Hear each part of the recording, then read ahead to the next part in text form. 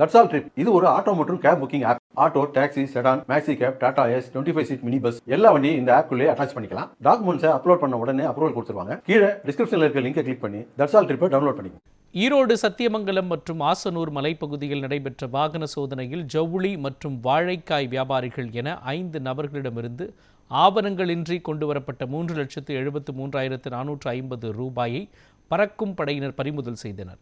பவானி சாகர் தனி தொகுதிக்குட்பட்ட சத்தியமங்கலம், ஆசனூர் மலைப்பகுதி மற்றும் பல்வேறு இடங்களில் நடைபெற்ற வாகன சோதனையில் ஆவணங்களின்றி கொண்டுவரப்பட்ட ரொக்கப்பணம் 3,73,450 ரூபாய் தேர்தல் அதிகாரிகளால் கைப்பற்றப்பட்டது.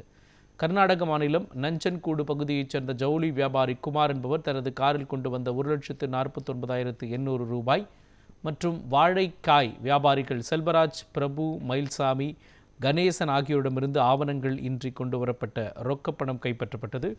5 நபர்களிடமிருந்து கைப்பற்றப்பட்ட 3,73,450 ரூபாயை தேர்தல் நடத்தும் அலுவலர் சுதாகரிடம் ஒப்படைக்கப்பட்டது.